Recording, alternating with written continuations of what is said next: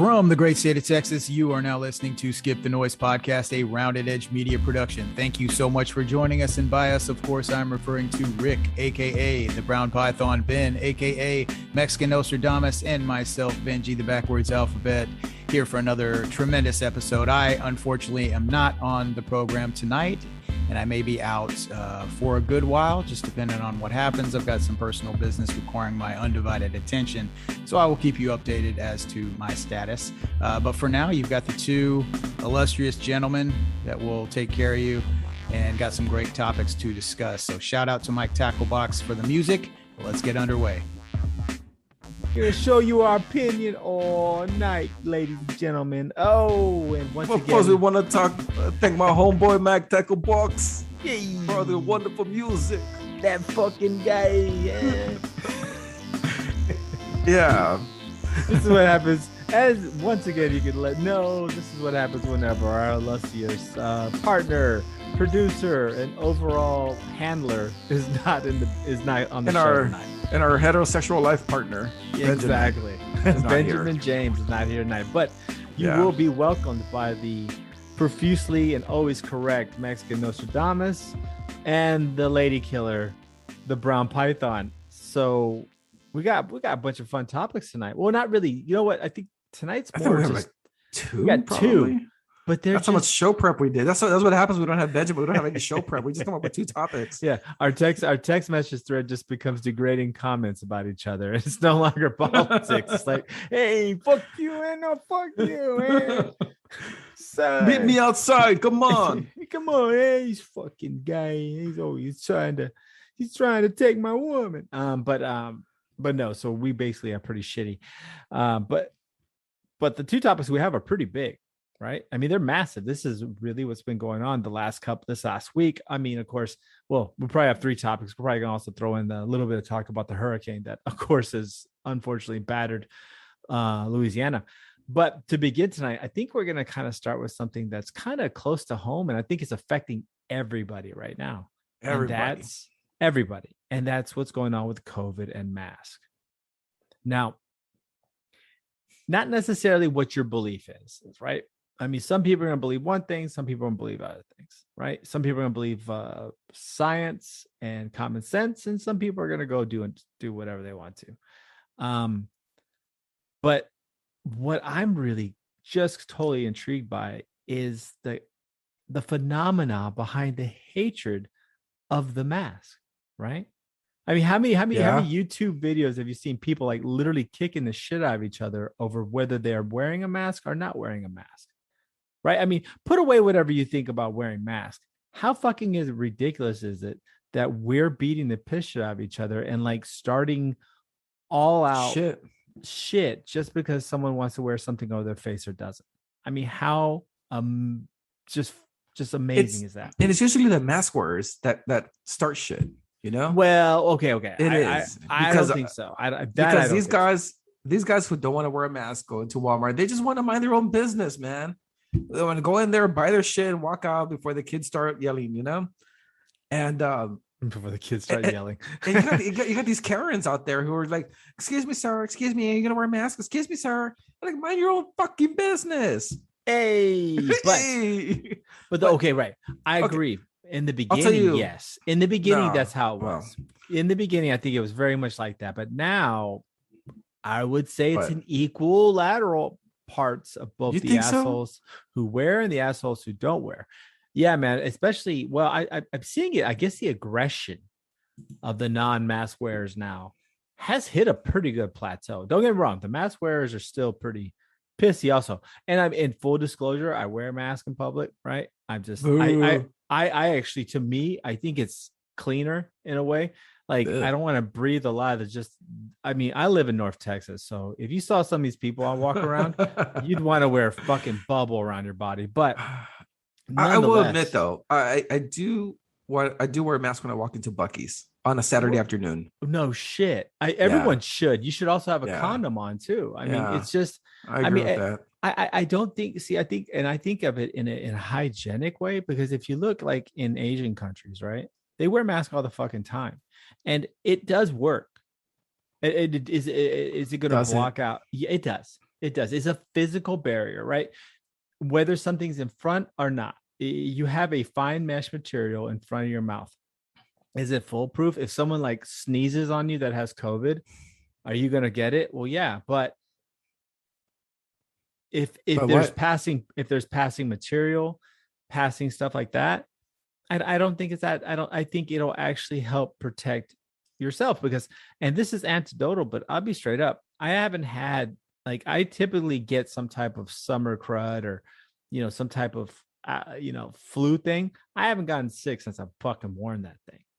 Really? Well, you wear it properly. You see, when people when the common man wears masks, okay, yeah, the commoner, the layman, the working man. Sounds like another elitist Republican. I love it. Not the 9-to-5ers, the 5-to-9ers, those guys.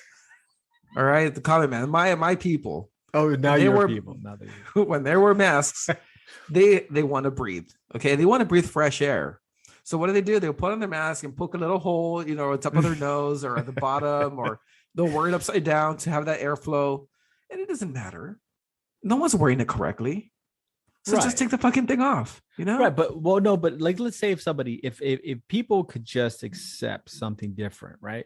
That's really the big problem is people are throwing the tantrums about wearing something in front of their face. Yeah. I'm baffled by it because, and I'm just going to be honest. I think the mask, and the people can say, "Oh, well, COVID, you could get through it." Of course, anything can get through anything, right? That's just reality. It's called cells. I'm not cells. Atoms actually have space in between them. So fuck, dude. Something's gonna get through something. But in the end, I really think they're just as effective as vaccines are. No. Yes, I do. I do believe it. I really do. If you look, if you start seeing how effective the vaccines are becoming, so you know how they started off and said they're 98, 95%? Yeah. Well, now they're, the talk of the boosters, they're starting to show the year average, and it's closer to 60 and 70% now. If you scale back, which I believe Pfizer and Moderna both had to kind of republish this information, they're in the 70s, which is still, hey, to me, I still think quietly overinflated. But really, you think vaccines are overinflated? Well, those are, yeah, because I don't think. Okay, so look at the common the flu vaccine that we use every year, right? This and the trivalent. I mean, now there's quadrivalent. It has 4 in there. They're about 30-35% effective. Right? I mean, don't get me wrong. The mRNA vaccines, hey, new technology. They say they produce more of a robust immune system response. I call bullshit, but I don't think it does to that point, right? I don't think you're going to get this immediate immunity. So I think that's different. But I think masks really play a part in helping with COVID. I really do, and I think it's a big deal that people should, if you should really, if you have something in front of your face, it typically will block something from entering you. Yeah, but you're also breathing back all that bacteria in your mouth. Okay, mouth breather. Okay, well, yeah, but but the reality is, if we really wanted to solve COVID, we would just make all public, like all internal spaces, let them have negative air pressure, right? That'd be cool. Well, think about it. What do we use in our laminar hoods, right? Negative air pressure. It draws all the air which way? Down. Upward. Well, in vertical hoods. In vertical hoods, yeah. In vertical hoods, it goes up and out the building. But in a clean room, it usually pulls them down. Yeah, depends. Yeah, so it's designs, yes. But so for a large area.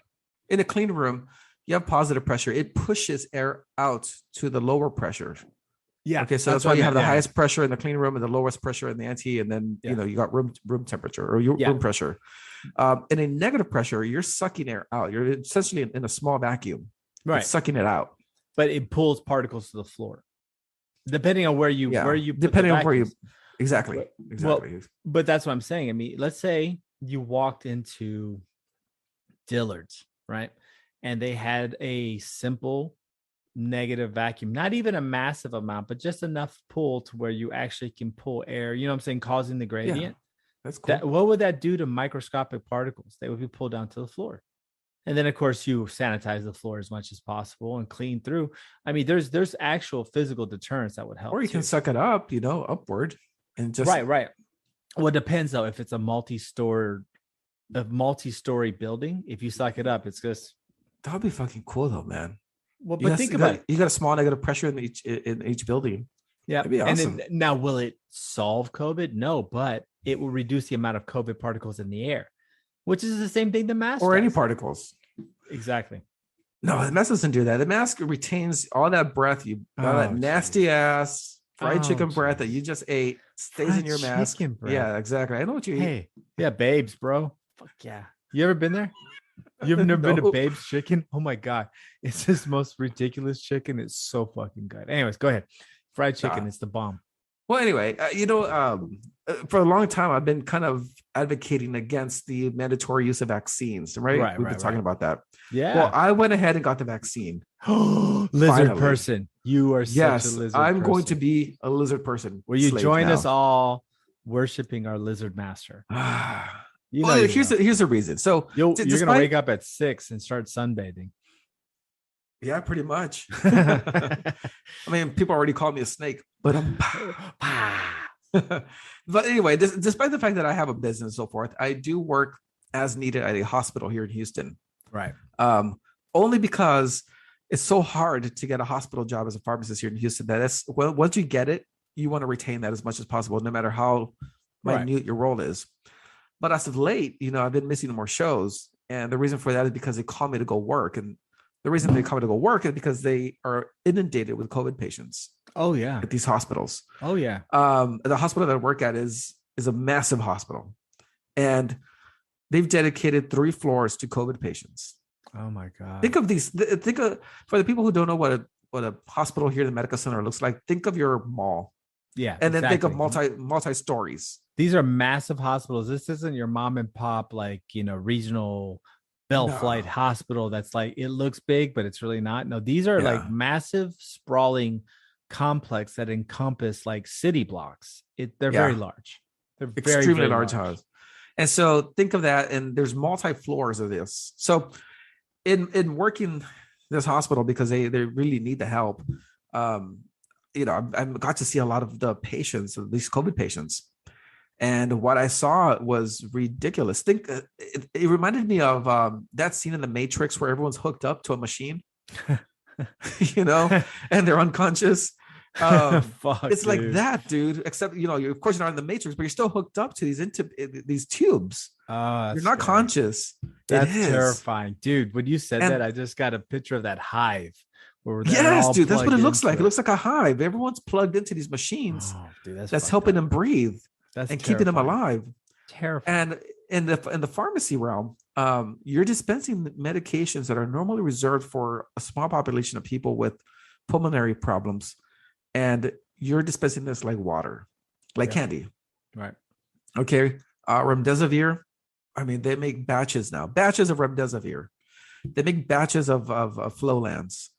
And this stuff is not to be. I mean, I remember before COVID, we would hardly see this stuff. Yep. This is very expensive medications. Extremely expensive. And so, I talked to the doctors and I have to review charts and so forth to make sure everything's going right. And I figured out that most of these patients are not vaccinated. The majority of them are not. And that's truth. That's something that I've always played up as hype in the media. Right. But it's true, guys. It really is. Coming from the right-wing person of this crew, it is true. Most of the people who are hooked up to these Matrix machines, bro, no. The vaccines took you over, bro. Next thing you know, you're gonna be wearing your Antifa T-shirt. It's gonna be fucking awesome. No, man, it was eye-opening. And then here's the thing: I'm still weary about the vaccine. Don't get me wrong. Oh yeah, no. Any normal person would be. Yeah, but I got it at the right time. Check it out. So I decided to get the vaccine once it was approved by the FDA. Right. Why? So I can sue the company if something bad happens. Nice. Well, number one. Number two, Harris County gave out $100 to anyone who would take the vaccine. I knew it. Oh, You fuck, give man, me I got some fucking $100. money. You cheap motherfucker. God, such a cheap bastard. That's enough money for me to take out my wife and my girlfriend, man. It's awesome. This fucking guy right here. Oh my God. They throw you some money and you're just rolling in it like a little puppy, like, yay. I'm like that crab guy from SpongeBob, he just wants money. Doesn't matter how my much he has. It's just you're the Mexican Mr. Krabs. That's what you are. You're Senor Krabs. So yeah, I'm just saying this is the observation I saw working in the hospital. So I had to pick my poison. Right. I agree. Do I want to catch COVID and bring it home to my kids? Yeah. And be intubated, possibly. Yep. Even if there's a minute chance of that happening, that's not something I want to risk. No. Because you're gonna die.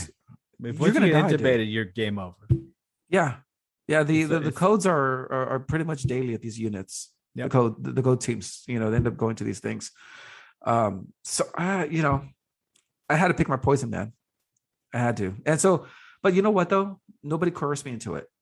I didn't get, government contracts didn't coerce me to it. Celebrities didn't do it. Twitter didn't do it. Neither did Instagram. I did it all by myself, looking at the research, looking at the pros and cons, and it was my decision. And this is the way it should be for everybody. People should want to make their decision because the people who were in those units hooked up to these machines, they made their decision. And I respect their decision. It didn't turn out quite as well as I thought it would, or they would. But that's the decision that they made. You see? And you got to respect that. But you have to respect freedom. Right. But you do have to respect freedom in that sense. But at the same time, people aren't allowed to smoke in an airplane, right? Yeah. Well, why? Because of the oxygen? No. People were smoking in airplanes. Dude, I was, as a child, was on a flight where they smoke on the airplane. What's about the oxygen? I remember getting on a plane with an ashtray. I'm like, exactly. Is this thing safe? Dude, so they don't let people smoke in an airplane. Why? Secondhand smoke. Exactly, which is proven to be what? Dangerous. So the concept of getting a vaccine, right, as a mandatory thing, we mandatorily have to do several safety measures in order to protect other people, right? We have to all wear seatbelts.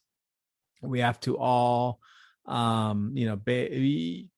I said, smoking cigarettes anywhere now has been banned in almost every restaurant. I mean, there's some bars and stuff, and there are a couple of restaurants that'll have a smoking section here and there, but for the most part, it's been banned. So yeah, but it's not. But that's another form. But that's another form of where if something is going to endanger other people, they're making it mandatory. And just like you have mandatory no smoking now on flights and other close aircraft. So I understand. Like freedom is a big deal, right? It's a massive deal. But negligence maybe isn't. And I'm not saying everyone has to get vaccine. Look, like I said, me and Rick, pretty, we're pretty not that we're anti-vaxxers ever again. Because once again, like I said, if you're an anti-vaxxer, go find a blender and put your hand in it. Because you need to get your shots.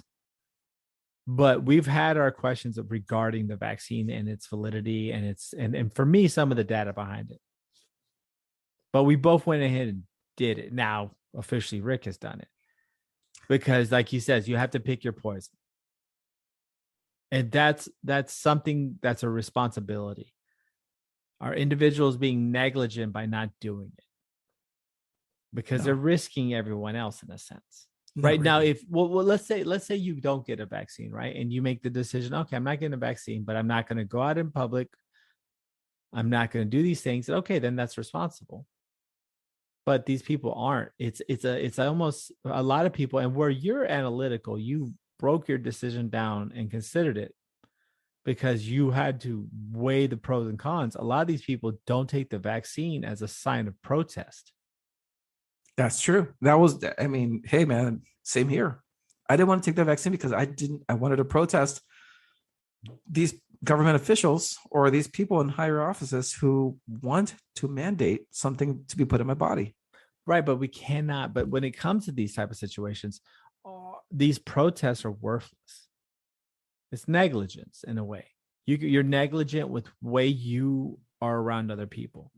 And I'm not. And like I said, I hate to think of mandatory vaccines, even though we do already have them.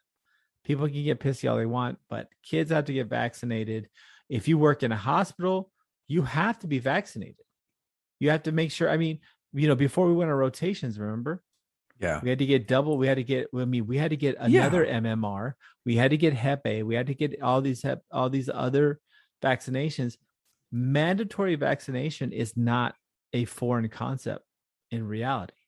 Yeah, but mandatory experimental vaccinations are. Right. But now that it's FDA approved, technically, there's a lot of chasms on the FDA approved. But that's a whole nother time we got. That shit. There's a lot of chasms. I work with a lot of chasms. Yes, dude. There's some really that if you read the proper writing, but we can do that another day. But when it comes down to it, just circling all the way back because we fucking rode that train around. And congratulations on your shot. Are you actually feeling anything? No, dude. The lady who gave it to me was freaking out. I want her to give it the second one. I'm gonna ask for her by name. The second one, well, okay. So the first one, well, how long ago did you get the first one? I don't know, like 2 days ago, 3 days ago. You're not feeling nothing? Nothing, dude. Not even a sore arm. Get ready for the second Nothing. one. Get ready for the second one.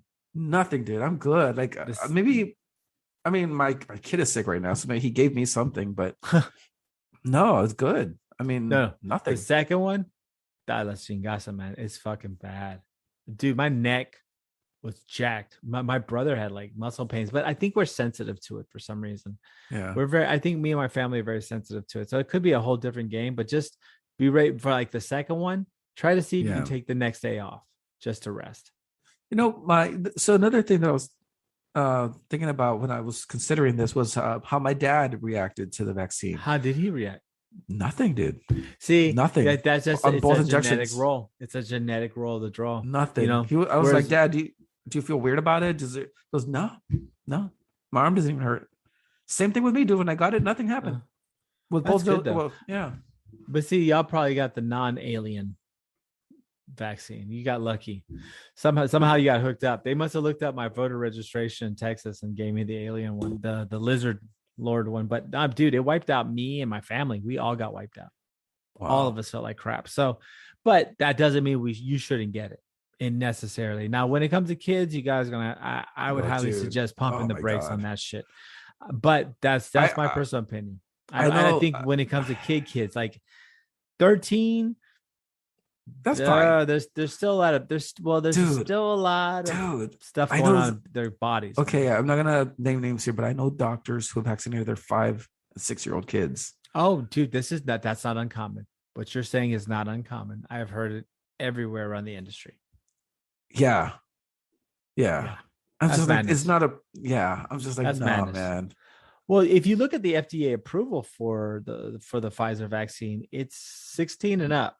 So it's only meant for adults. And there's a reason why they stamped it like that. They guarantee you they've already started. Actually, there's several trials for pregnant women and children that have been ongoing for months.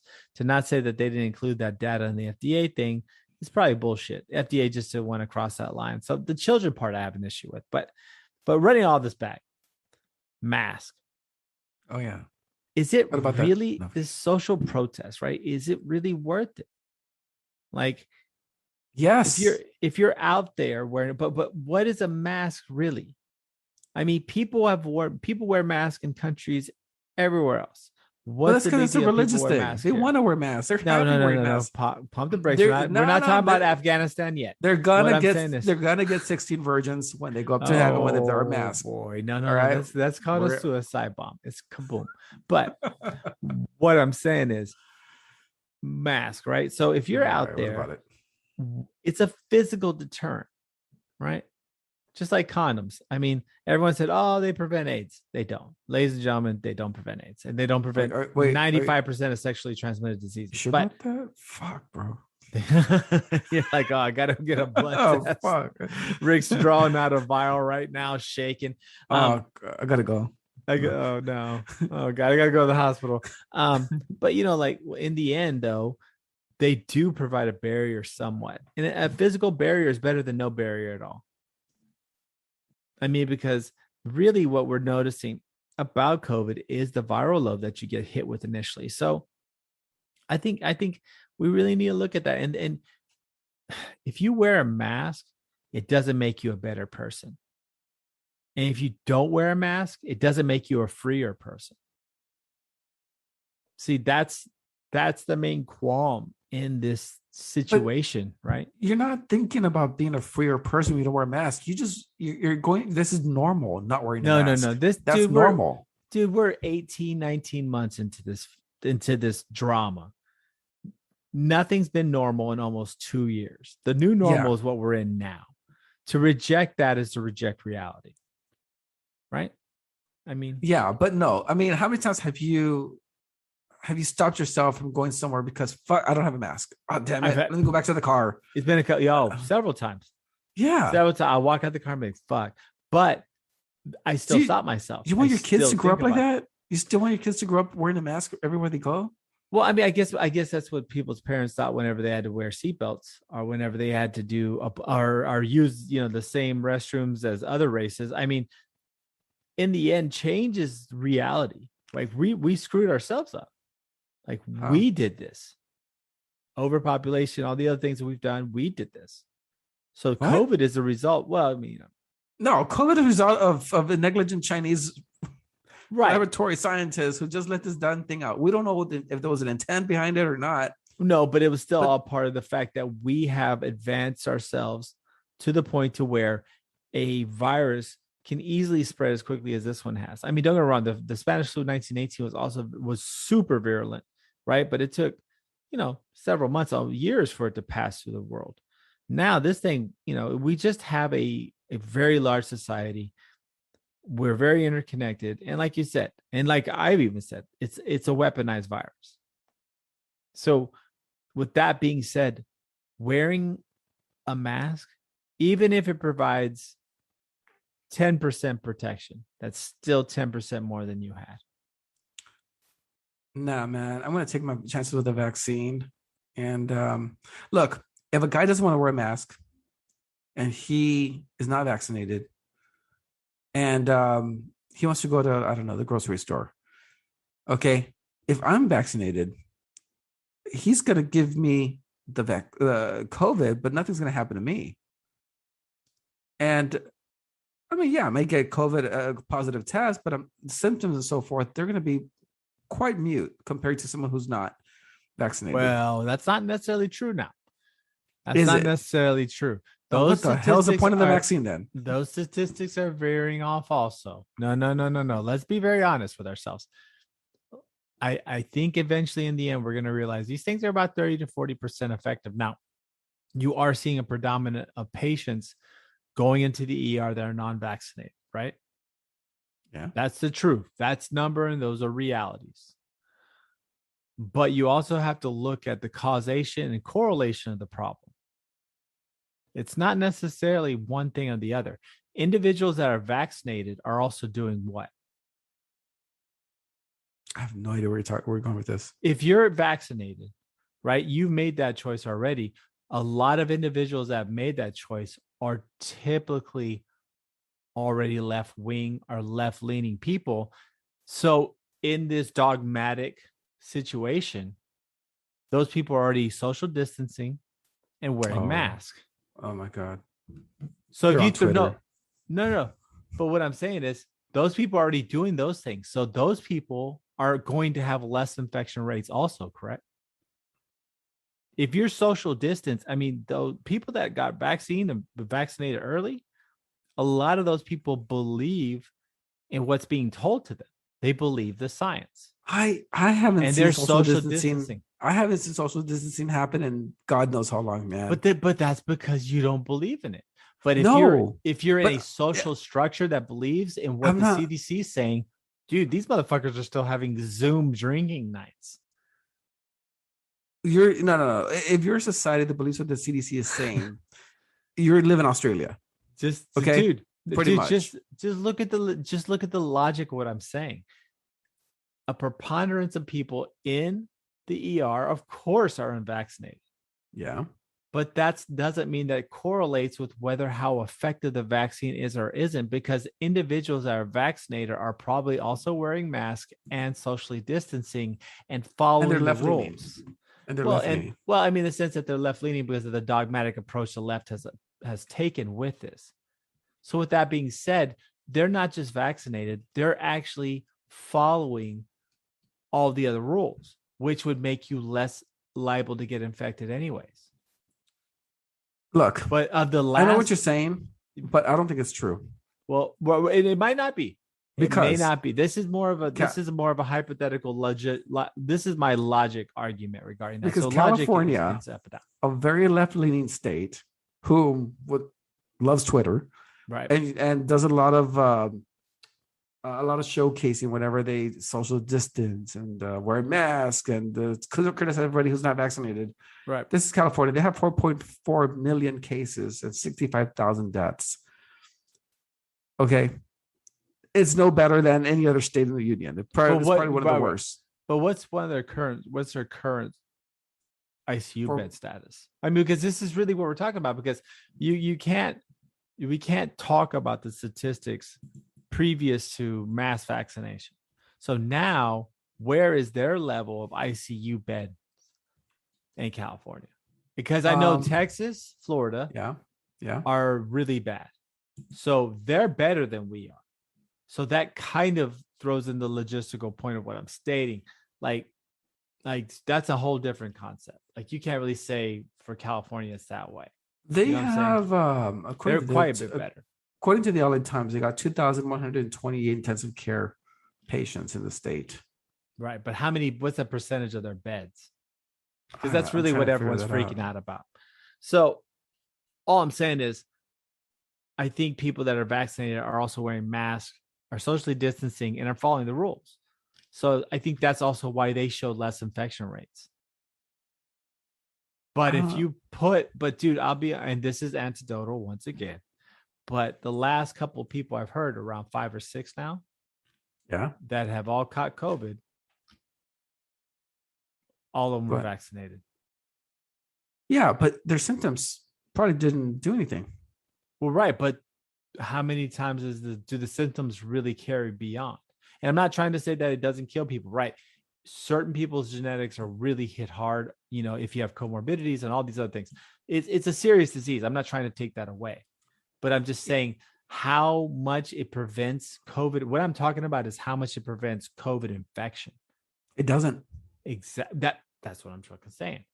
So it doesn't prevent COVID infection necessarily. No. So that's part of the thing. And so I think everyone gets COVID. Right. But these individuals that are, because a lot of the big points they made in the beginning was the viral load of COVID actually would enhance your symptoms, how sick you got, et cetera, et cetera. You know what I'm saying? These people are being exposed less because they're following the rules too. That's all I'm saying. And because I keep hearing like, there's more non-vaccinated than vaccinated in the ER, and that makes sense somewhat with the vaccine, but also it makes sense with the fact that those people are also wearing masks, once again doing the social distancing, following the CDC guidelines or rules. So it's kind of a mixed bag to really determine how effective a vaccine is in this situation. That's all. That's really the long ass drawn out point I was trying to get to. Yeah, so you got a so basically you got a vaccine for no reason. You could have just worn a mask. No, I'm not gonna wear a mask. But who's not worried about COVID apparently, because they wear masks all the time? The Taliban. The Taliban, everyone's favorite newest government structure, the Taliban. Oh boy. The women over there aren't going to get any COVID. I'll tell you that. They wear burqas and they cover their whole bodies up, and man, they're actually they're supposedly remarkably airy. What? Yes, they're supposed to be remarkably airy. Like they're like when it comes to like actual circulation, it's actually supposed to be pretty good. Well, you can't see apparently because yes, they're that mesh over your eyes. Yeah. Well, no, well, I'm telling you, those particular outfits, and I'm not trying to talk about their validity and why people make their wives wear them, or women or whatever. I know why, but they've been around go for ahead. quite a long time. We're talking about thousands of years, and it wasn't just something that women wore. I think it was even something men wore in the high desert. So it's actually a functional garment. I don't think so, dude. I mean, it's not like it's not as good as like the Dune sweatsuits, but it's pretty functional. In Islam, so in Islam, the reason some women will wear the veil over their hair, hijab, and they'll go all the way over there to the burqa. There's several stages of this thing. There's several Muslim girls that I knew that didn't wear anything. They didn't wear anything. They skipped that book. So no, but it's because it just the Quran says you got to show modesty, and some people choose to take it lightly, right? As in are the people we know, and some people choose to take it to the extreme, which is the full burqa, right? So it's all part of interpretation. Yeah. It's totally functional. It's totally functional outfit. But now another function. Keep going. Another function it has is back then and even now in Afghanistan, I'm sure of it. There's less security. It's not like here in America that a girl can just go jogging and be safe. Over there, you have a higher chances of being assaulted if you tempt men, and if you do tempt men and they do happen to assault you, you will get stoned for instigating that. We gotta watch our country. We have to, because that's not necessarily something that always happens in Afghanistan. That's Afghanistan's slightly different. No, when it comes to that type, that's a different subcontinent when it regards to that type of behavior. But I know what you're saying. Like the use of the burqa and those type of things is really mainly for female suppression. I mean, kind of like what is it, female suppression or protection? Suppression. They kind of like what Texas is doing with that brand new abortion bill. Things of like limiting females, access to healthcare. But in the end, here we are, and we should just name this whole segment fucking Afghanistan, right? I mean, wow. And so if you guys don't know, if you don't know the history of Afghanistan, it's almost remarkably similar in a way to Vietnam, but different actors in the play. So, of course, you see right now a lot of blame being thrown around, right? I mean, on both sides.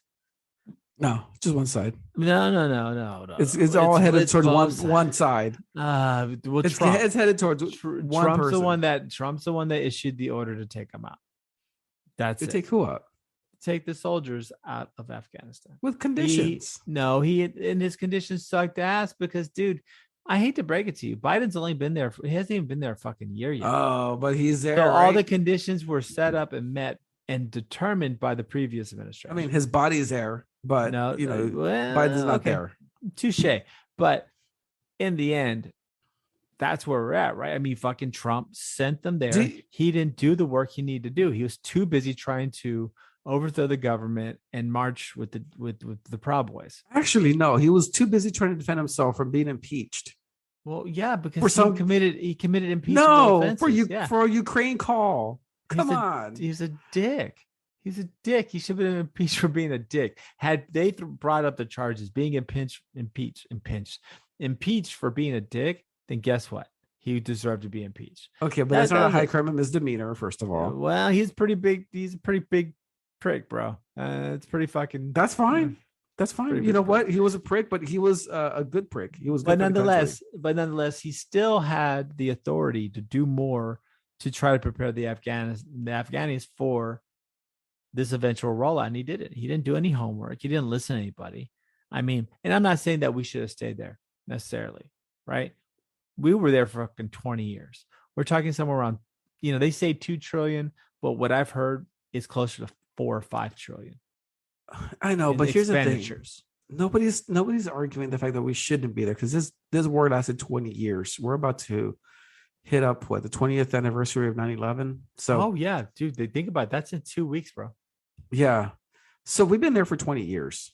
Nobody's arguing that we shouldn't have left. It's how we left. That's the problem. Well, It's a fact that the military left Bagram Air Force Base in the dead of night without telling anybody. They left all this equipment there.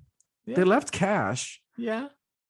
What do you mean? Yeah, the Taliban has most Apache helicopters than most countries in the world now. Okay, two problems, but well, actually several problems.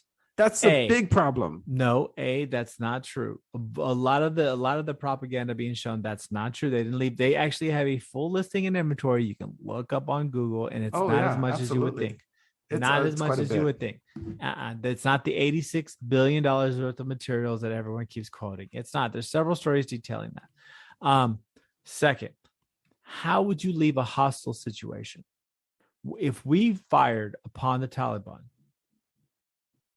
that's why the Taliban attacked us via proxy. See, we don't have terrorist organizations to do that. So the Taliban just let ISIS-K, sounds like a fucking rapper, let them attack us. Dude, check it out. But that was a proxy attack, though. We couldn't directly attack the Afghanis. If we did, then we would have just gone to a full-out firefight at that airport. Yeah. And we weren't ready for that. Then we would have seen massive American casualties. So, of course, you're going to leave in the dead of the night, man. Fuck that shit. I told you guys the night of the election, I said, if you want to go back to the days of ISIS, elect Joe Biden. I said that. I said, if you want to see kids back in cages, elect Joe Biden. I said that. I didn't have to be a Nostradamus for that shit.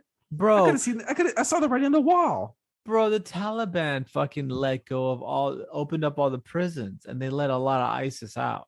Okay.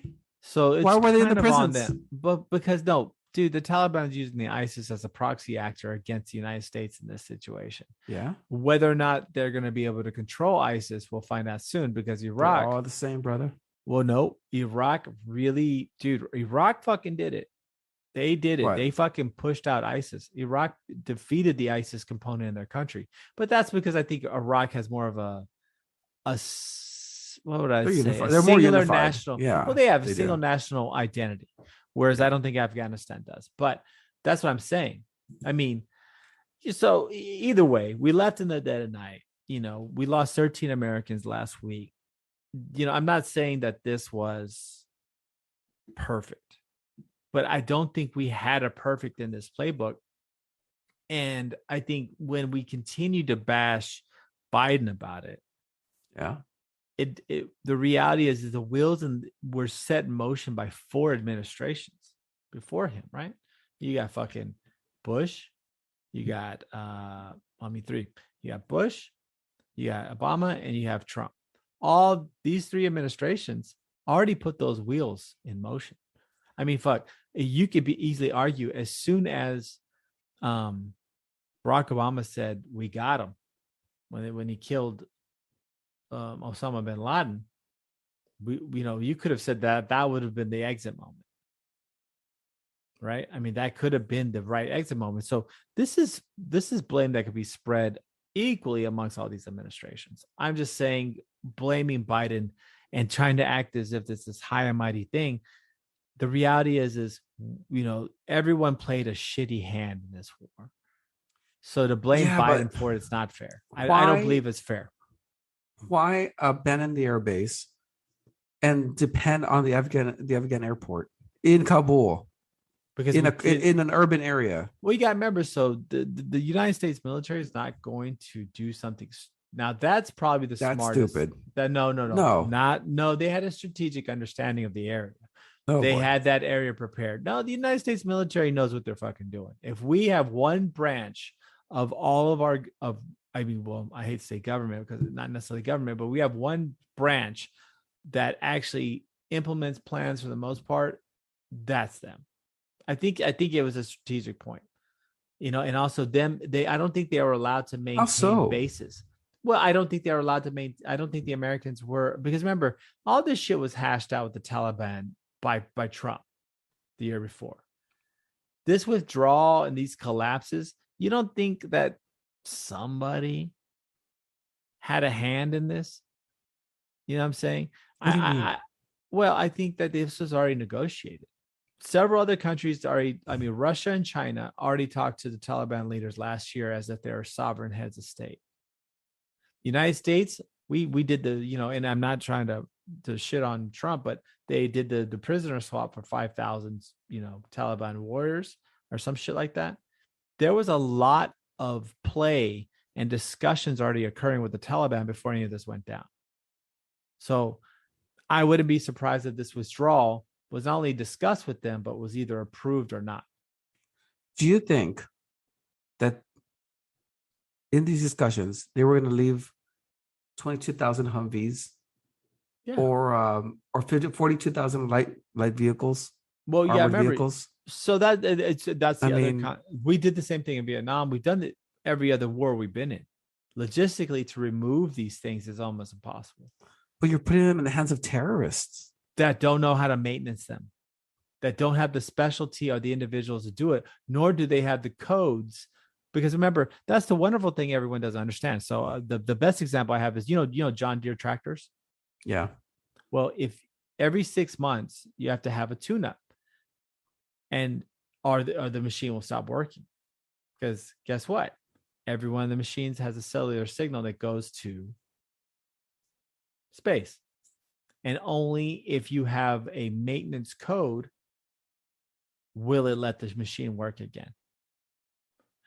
To think that John Deere tractor maker, American company, of course, implements this in their vehicles and we didn't do it to ours makes no fucking sense. Well, you know what I saw I saw Apache helicopters, right, flying around with the car, right, with someone's body. They actually hung somebody. They used an Apache helicopter to hang somebody. Right. We don't have verification whether that occurred necessarily in this situation. There's no verification. It's on Twitter.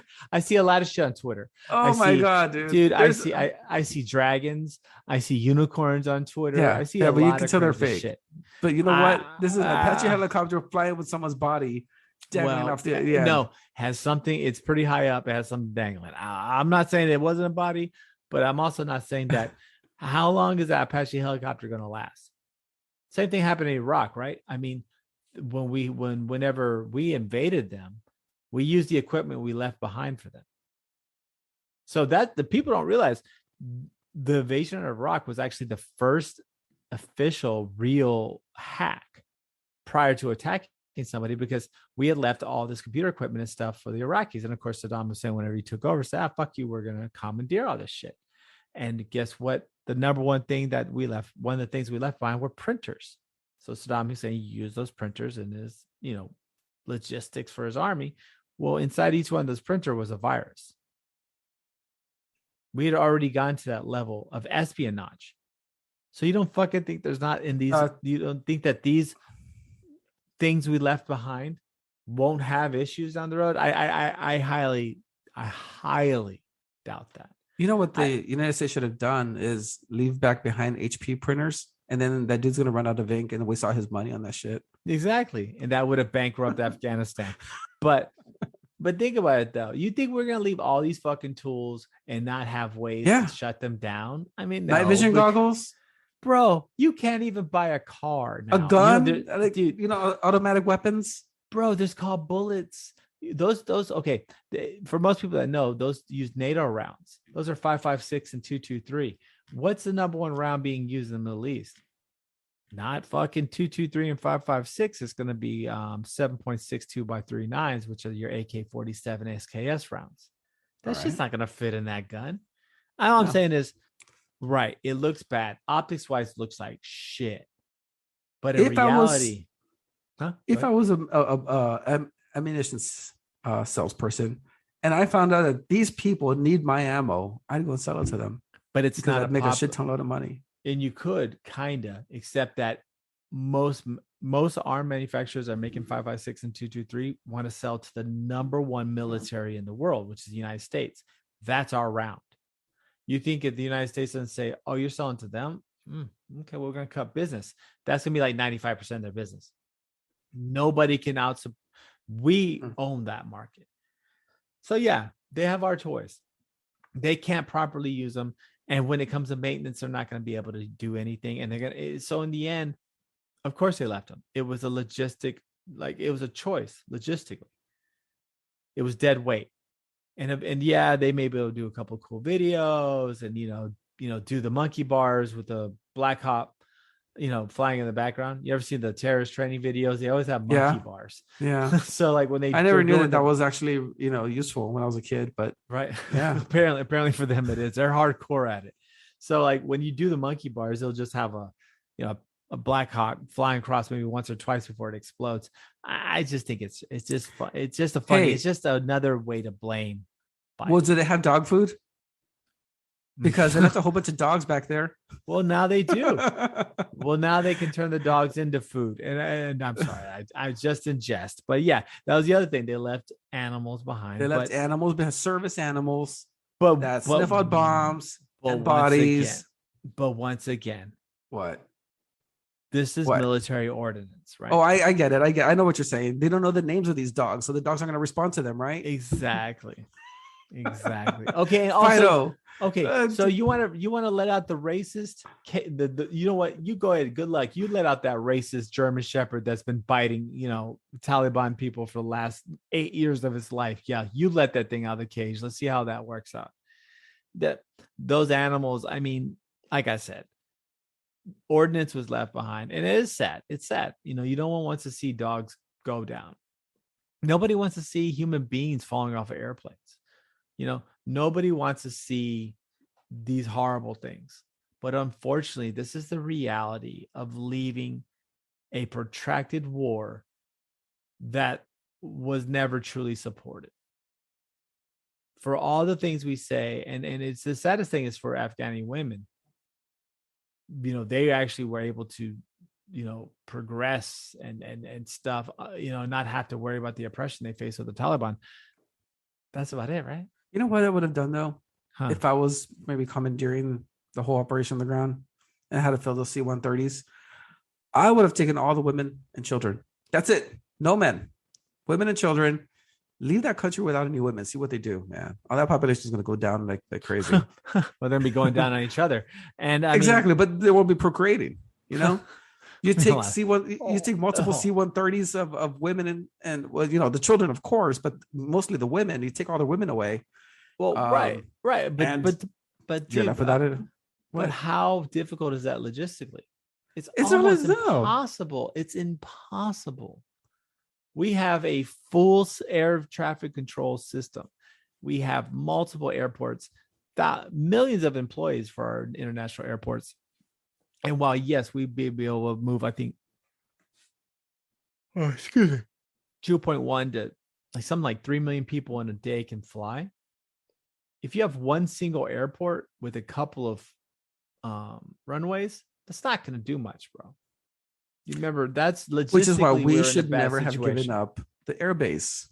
And then North guess what? Kabul. And then guess how many more people would have died? How many more troops? Because the Taliban wants to show force. And also, like I said, these were all negotiated terms. I guarantee you everything that happened was according to plan. Now, the ISIS-K thing was probably the Taliban wanted to sneak that one in. But then, of course, how fast did we find these ISIS-K people supposedly responsible for the attack? Oh, we found a whole bunch of kids and we shot them. Well, but how fast did that happen? How fast did that happen? Within hours. So the Taliban flipped on them and said, hey, these are the assholes who did it. Wait a second. I think this is on negotiated. They had a drone strike. There was a drone strike that killed a family with children. No. Okay, that's not been proven at all. That's just now we're gonna believe the Taliban. Oh no! Now we're gonna believe what the Taliban says. Okay. Oh no. Okay. Hey, I think I got a burqa. There was a 2-year-old kid in there, man. Come on. Oh my god! Now you can't call him a terrorist, but that's not fair. Wait. Which Taliban member was it? The one on the right or the left of the newscaster when he was trying to read the news on the Afghani national channel? Which one was it that made that story up? With both of them with AK-47 standing behind him. It's horseshit. It's horseshit. Propaganda. It's horseshit. You don't want to believe that a senile old man who can't tell his wife from his sister, dude, like I said, made a drone strike, dude, and shot children accidentally. Come on, bro. I'm not saying that. All I'm saying is I wouldn't take the Taliban's word because propaganda is a big thing. Oh my God, I would now you believe it. No, I would Okay. believe it. No, Well, yeah. dude. I would believe it. This, Oh, now you you got, believe it. Now you got Joe fucking Biden believe in it. there. Now you believe Can't it. tell anything. Oh my God. Can't tell You know his what? sister from his You know what? wife. Oh He can't. boy. He can't Oh, tell boy. what. He Sister can't from tell you who his his. Yeah, that was a gaffe that he made. It made a lot of gaffes. But Yeah, really, I believe now it. it's the Taliban. Now I believe it. okay. Well, last time I checked, Joe Biden doesn't fly a drone. It's flown by a skilled pilot, and before they execute, they have to get several notches of approval. One from the legal department, one from a they're literally decisions before they. No. It has to be run up the chain. Executive, legal. No, seriously, they have to talk to a lawyer. They have to see whether or not they have constitutionality and legality for the strike.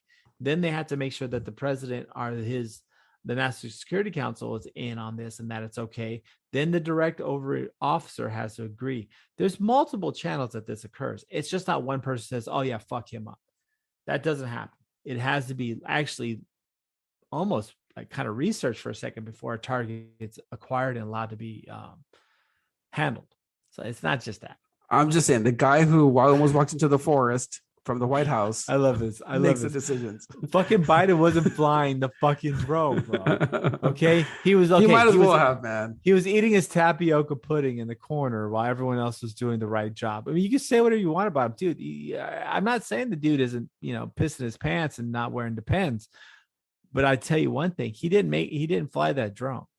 So whatever happened was because of our own military structure that made the mistakes. I mean, all they're going to tell him is we have the terrorists. We know where they're at. What do you want us to do? Hit them. Well, if they fucking fuck up, that's on them. That's on the president. But it goes back to him, though. No, you see, like you said, the optics. Oh my God, the optics of it is terrible. No, circular potato is fucking amazing. I'm just saying, dude. The way you set up these logical fallacies. No, it's it's not right. Do you think that the media is going to go after the guy who's flying the drone? No, they're going to go after the president. Well, no, because they're never going to know who the guy is, right? Exactly. I mean, how many people are trying to suck off the dude who killed bin Laden? Once they found out, how many guys claim they killed him now? I don't know. Like it's a bit of bunch. Something. Yeah, it's all SEALs.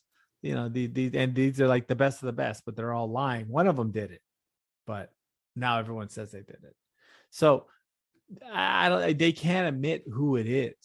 That person, unless they come forward themselves and break massive protocol and be willing, I think you can get court-martialed, right? Where does a buck stop? Where does a buck stop? Yeah. Dude, right. No, the general decision was made by Biden, but whether or not, we have improperly trained people. I mean, like I said, dude, this goes back, several administrations. This is not just Biden, and the buck didn't stop with him, but unfortunately it rolled over his old ass because this whole thing's been a nightmare for him. But, Afghanistan overall, we're out of there now. It's the end of 20 years of an armed engagement. And the sad thing is we have nothing that was achieved by it. Nothing. Afghanistan did exactly like any other history student would have said. They withdrew, they held, they maintained patience, and then they came back. And that was it. That's all they had to do. That's all they had to do. They just went and hid in the mountains, waited. Some people are like, oh, they're going to get tired. They weren't these type of people. History proved it once again. And we have nothing to show for it. We lost 2,400 American lives, 20,000 injuries, casualties, etc. And for the end, and we tried to reintroduce a democratic society in a sense. We tried to give women's rights. We really thought, we were giving them everything to build something. And in the end, the country was taken over in 2 weeks?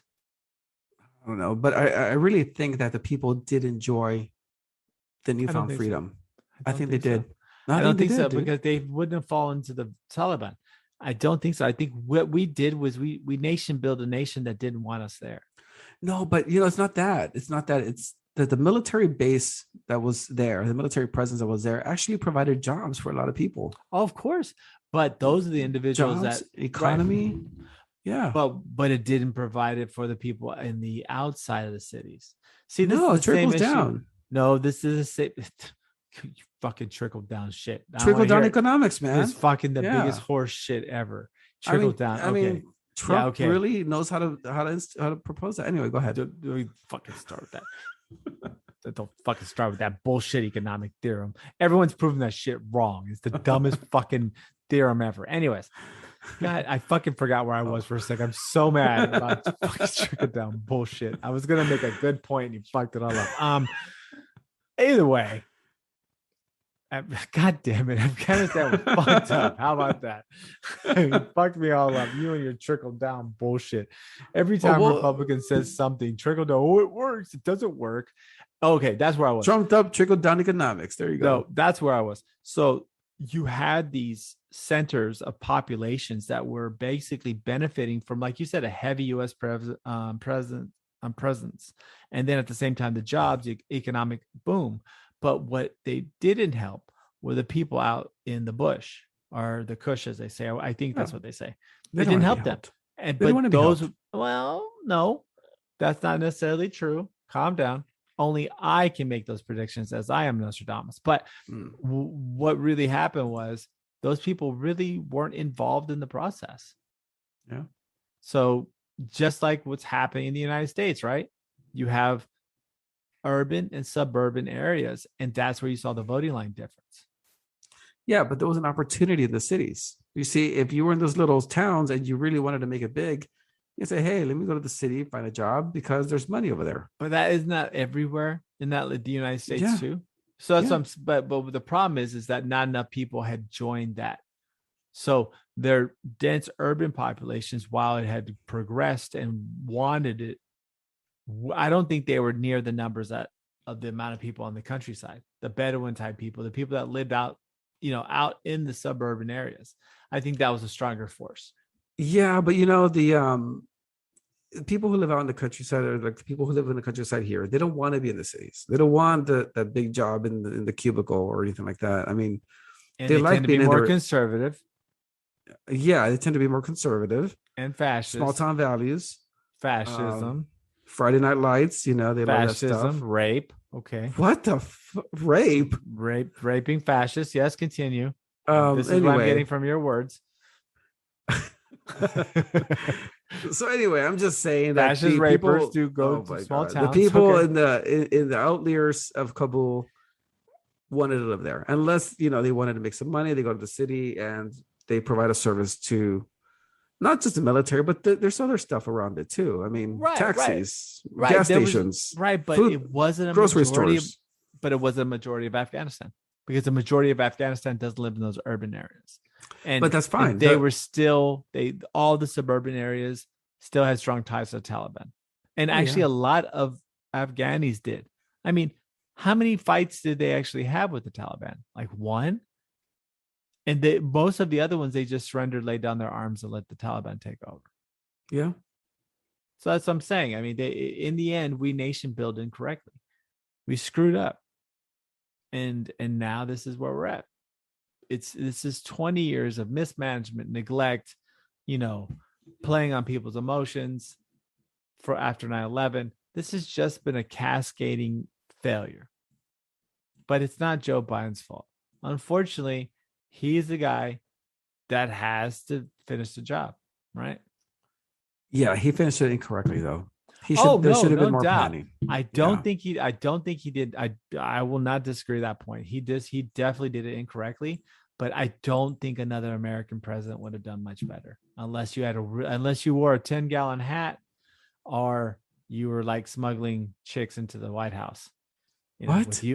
Fuck, dude, you either got fucking Abe Lincoln could have handled it or Kennedy. Other than that, every other president I think would have had a massive failure. I don't think any president would have been able to pull this off smoothly, because if you did, you'd have to commit more resources, which would have looked aggressive to the Taliban.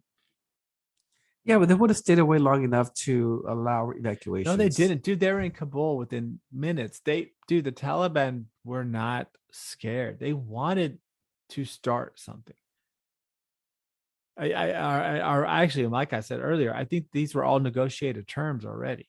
We negotiated these terms with them. The Taliban could have overrun that airport at any moment. Kandahar province, they fucking went to war against against any Marine outpost. They didn't give a shit. You don't think that these aren't the same guys from there? They could have overran that airport at any point in time, any second. These were all, but that's what I'm telling you. But you're fighting against the United States military, man. No, but a very small part of it, dude. And what are you talking about? They did win. Who's the leader of Afghanistan right now? Is it our the puppet military government? did not lose. Oh, they lost. It was the United States government that lost. No. The United States government pulled out the troops. The troops could have held their own, man. No, right. You put enough people in there, they're gonna, But the reality is it didn't work. It was a failure. It's not the soldier's fault, right? I'm not trying to say it's the soldier's fault. Yeah, that's what you just said, man. But if you don't commit the resources, we weren't going to be able to leave. And we didn't commit the resources. Well, they should have committed the resources until everybody left. Well, then you must accept a higher casualty rate. We hadn't had a casualty in Afghanistan in what, 2 years or something? Yeah, but dude, if you're trying to evacuate or try to hold ground, you're going to have to get into a firefight. That's just how it goes. Right. Yeah. But that means that you're going to take American casualties. So more Americans would have died. I don't know. Well, yes. If there is 13 soldiers died. I know, but it would have way more than that. I don't think so. If you're going to engage an enemy, you're going to have casualties. There isn't like, I mean, I know we see a lot of movies where you see like one guy walk into a room with 20 dudes and everyone else is dead and he didn't even get a scratch. But, you got 2 active fighters, and the Taliban fighters are no joke. Yeah, dude, but you got death on both sides. You got a Taliban fighters with AK-47s, and you have our military with an abundant amount of firearms. That could have just pointed this thing out and just shot them. Right, and you have air support, but drastically smaller numbers. Yeah, versus what the Taliban was coming at them with. Maybe. No, drastically smaller numbers. So now, because there's only 3,000 or 4,000 troops at that point, 5,000 or something, barely. So what were they going to do against an overwhelming tide of the Taliban? Either way, I think he made a mistake, right? The hindsight, they could have probably done more, but I think every president would have fucked that up. We're just not good at pulling out. If the United States was like a dude, he would be on Maury Povich like every other day. We just don't pull out of situations well. We've never had a good pull out game. It always ends up fucking up. We're just not good. I mean, look at Hunter Biden, right? That was probably the worst pull out game besides Afghanistan right there. There you go. Daddy. There you go. Well, he probably didn't even do that. It's probably not even his kid. But going from there, I think it's time for a little break. We're going to take a little rest. Right. We're going to take a deep breath. Just a lot of thinking about ourselves. Maybe some bath oil. And I think we'll let. All right. I think Ben or somebody will choose the wonderful musical interlude that will tantillate your senses to prepare for what's coming next. So, I want to hope he plays Barbie Girl. Okay. Fucking Barbie Girl. This fucking guy. And we're gonna take a break. So go take a pee-pee. Try not to lose it in traffic. All right.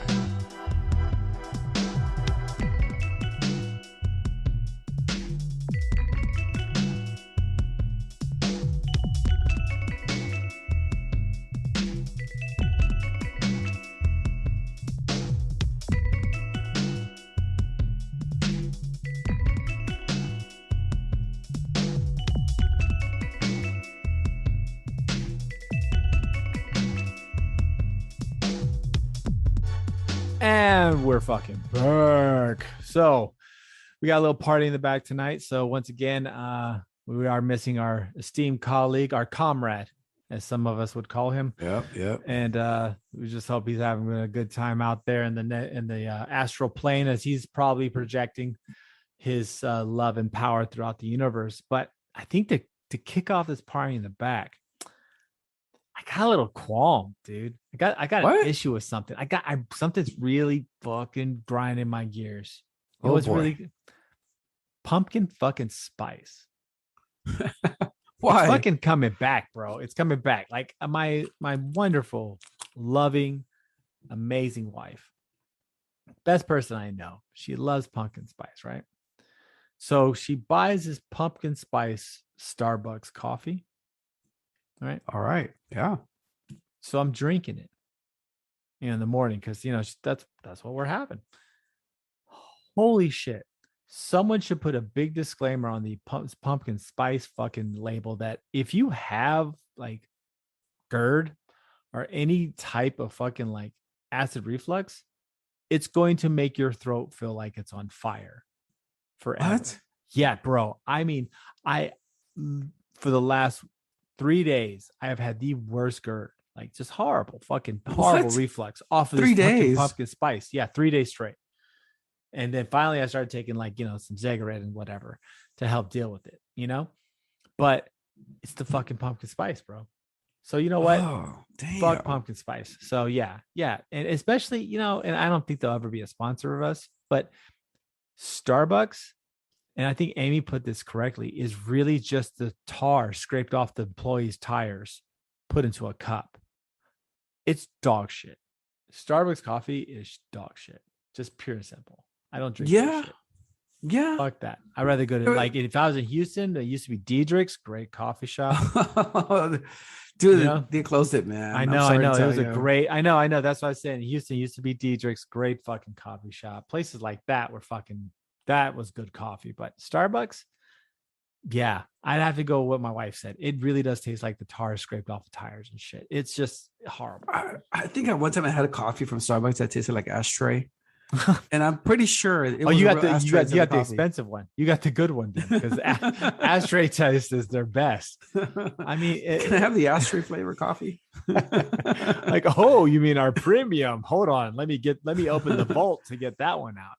But yeah, it's just dog shit, right? It's just horrible, god awful coffee. So, anyways, we fucking buy it. I've been dying, thinking like, oh shit, like I got a hiatal hernia or something like that. Like I'm really thinking it's going down. And you know what? I realized what has changed over the last week, and I realized it's because we've been drinking that fucking pumpkin spice. So, PSA to anyone: pumpkin spice is not something good for somebody if you have any type of acid reflux, and it's kind of tastes like shit. And on top of that, don't drink Starbucks because it's literally tar scraped off of tires, distilled into a cup. Could it be your age though? That you're not hip with the young crowd. No, you're not drinking pumpkin spice. You're not putting it on Facebook. First off, fucking Starbucks came out before me. You know what I'm saying? Remember when they first started popping up? We were in the advent of the Starbucks birth. So no, we run this. But yeah, no, it's probably also I'm old as fuck. But pumpkin spice also tastes like dog shit. Now, what about your wife? How does she turn out? She fucking loves it. Well, she's different. She never gets acid reflux. She could probably drink. That's why. Yeah, she could probably drink battery acid and be okay. Whereas me, I fucking eat like a saltine that has too much salt, and I'm laying out like But you know what? I bet you could eat that chili with mango. You know? And the reason why that's probably why I have reflux, because as a child I was conditioned to handle like peppers that no adult should eat. So that's probably why I'm destroyed. I mean, I think that's why a lot of Mexican kids are just like, oh, like, if we drink a glass of milk, it'll lay us out. But you give us like 2 or 3 ghost peppers, we're like, oh, what's happening? We're okay.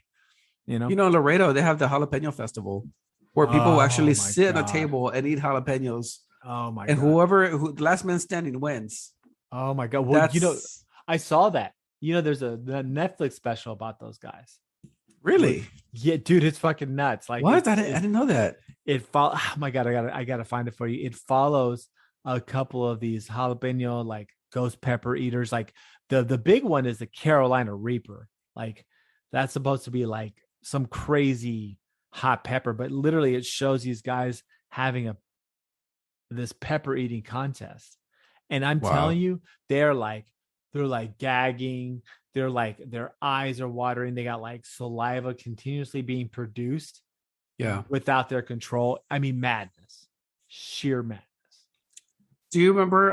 Okay, so one time when I was in college, I joined a pie eating contest, and eating a pie is not as easy as you would think, bro. It's not.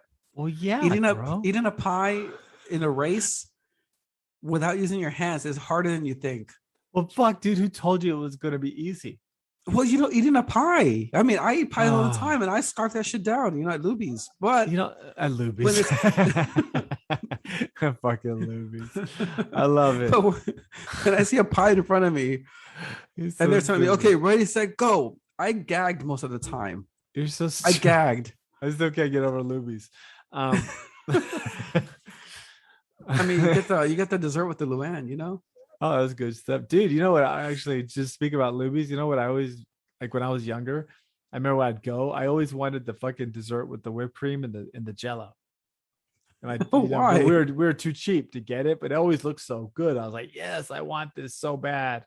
Never got it because it was so bright and different color, and you were a kid. It just looked awesome. Where my dad would be like, no, we're not spending $10, whatever it was for the stupid Jello and some whipped cream. He said, "Fuck that shit. Just get your food. We're out." That is true, though. I mean, it's just Jello with whipped cream. Good old. I agree with him. Yeah. Yeah. See, fuck that shit. Well, I also like I love it's funny. I tell my kids this shit all the time, but anytime like we have a Coke, they're like, "Oh, I want a Sprite." I was like, I didn't get to order soft drinks until I had a job. That is true. Growing up, I never ordered soft drinks. It was always like my dad. There wasn't like they wouldn't even ask me what I wanted to drink. No, they would just show up with the drink. It was water. You're drinking water because guess what? Water is free, and that's what you're drinking. That's that every time, dude. So I kind of always laugh about that shit. So I had a different experience growing up. I never drank water. Never. What? Never in my fucking childhood did I drink water. What? So what the fuck did you drink? Soda, tea, Tang, Kool-Aid. Fucking Tang, dude, you're so lucky you didn't grow like another testicle. You're fucking shit. Fucking Tang.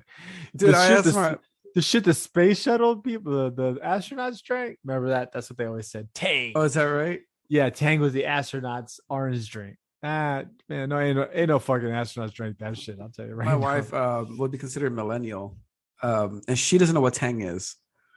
I'm like, what do you mean? Yeah, I know, dude. I'm like, what do you mean you don't? Next thing you're gonna tell me is you don't know what the Goonies are, and she didn't know. She didn't know what the Goonies was, dude. I tell you right now, if you don't know Tang, you don't know the fuck. If you don't know the Goonies or it's like pretty much a reciprocal relationship. If you don't know one of them, you definitely don't fucking know the Goonies, bro. And I'm sorry. But because the rule was that when you watched the Goonies, you had a glass of Tang with you to drink it. Man, you had a fucked up house. You got all these fucking just pictures of fucking Tang everywhere. Like, okay, you're gonna watch the movie, you gotta have your Tang. But that was a big deal. So yeah. Anyway, yeah. Anyways, it wasn't until I moved to Houston, where I started hanging out with the Asian crowd at school, that I realized they drink water. They all drink water. I'm like, what is this thing, man? They're drinking water. What is this thing? I'm like, why? It just washes all the flavor away. Like, this stupid. Nurtures some primordial thing. I mean, it's so fucking stupid. Why didn't this fucking drink have any type of sugar or color to it? Exactly. It's just fucking clear. If I wanted something fucking clear, I'd go to the pool. I'm like, look, I love the meat and I love the noodles, but you give me water to drink to what? Forget about the flavor? That's awesome. I love That's so meat. Stupid way. It's so like stupid. How am I gonna eat water? Soup is so stupid. Yeah. So then I realized, maybe it's kind of important to drink water. Oh my God. So, I'm glad you did, because you would be dead. Yeah. And I'm pretty sure my kidneys are failing me in the future. So dude, your kidneys are shriveled up. Like they're just shriveled up and crying. I'm actually very surprised I'd end up with like pediatric diabetes or anything. I can't believe you only drank fucking you didn't drink water, dude. No, dude. And then we would make lemonade, right? It was like a pitcher of lemonade. I don't know how many liters or milliliters. So you would, it was 3 lemons. You know, you fill up a pitcher with water, put in 3 lemons, and you get a cup of imperial sugar, and you pour it in there, and it bubbles up. Oh, you just stir and you stir and you stir until it dissolves. Dude, that's Kool-Aid, bro. Kool-Aid. That's Kool-Aid and lemonade and anything. Yeah. Oh, do you remember the Country Time lemonade, the premix? You would just pour that. Dude, I would like it would say, "Oh, suggested 2 teaspoons for a cup of water." I'd fill half that fucking glass. 2 teaspoons for pussies, man. Right, 2 teaspoons, bitch. That's not even the beginning. You can't even taste it. That remember Country Time tea? I remember I would make that shit so dark. I swear, my kidneys would hurt. I would have back pain as a child if I ever got a hold of mix. I would be like, oh, how my back kind of hurts. And like, I swear, man, I did so much damage to my kidneys with Country Time tea and lemonade. It was ridiculous because I was like, oh wait, water can have flavor. Oh man, I got excited. Oh, and dude, then not only that, but you can control how much flavor is in there by adding extra scoops. Hell yeah! And that is why. Oh, that's why you're a Republican. You were always allowed to have the sweet stuff. I had to drink the shitty water all the time. Hey, dude, man. We may have, honestly, I bet you if we did a study of what you were allowed to drink when you were a child, all the Democrats drank nothing but water, and all the Republicans had like sweet tea. Mountain Dew. Thank God you didn't drink Mountain Dew. Your teeth would be gone. Dude, I wish I would have drank Mountain Dew, man. Mountain Dew has claimed so many teeth.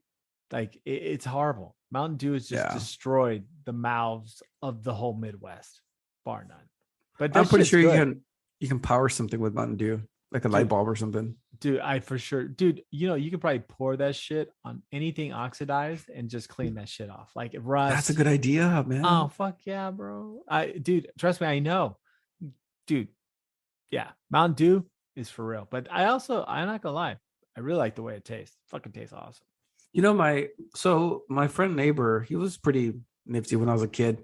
And my mom's battery wouldn't start in the car. So he brings out a bottle of Coke and starts pouring it on the battery and dissolving the battery. Yep. And you would think that would teach me a lesson, like, oh my God, but I actually wanted the Coke at the end. I was like, hey man, do you have any left over? I'd like to drink that. That's awesome. You know what the best part was? Is after he poured it, you just looked at him like, don't pour it all. Okay. Yeah, exactly, man. Like, you're not gonna use the whole bottle, are you? Because it's actually pretty good. I want this to go into my system and destroy it further. So do not. So don't go too hard, okay? But yeah, I mean, just get the battery started, and then I know, pump the brakes, okay? But in the end, that's what that's a big difference. That was a childhood in the 80s, man. That was childhood in the 80s. Well, except for me, I had fucking water. But Tang and Goonies, the staples of Generation X. Tang and Goonies, brother. Tang and Goonies. And with that being said, I think we're gonna start circling out of this little Tang fest we've had here. I know, man. This is what happens when I have Benjamin to set the schedule. It's just it goes to shit, bro. We start fucking talking about Tang, Country Time lemonade. It's fucking pandemonium. But we hope you guys enjoyed the show. Fuck. We got to start, dude. We got to get ready for the segment. We're supposed to do it this week. We're gonna do it next week. What's promise. That? All the love letters we've been getting. That's about right. Relationship help. We've got a whole bunch of them here. We have like 15 or 20. So we're gonna kind of go through them, and then we're gonna read out and just kind of give you our advice for what to do with your relationships.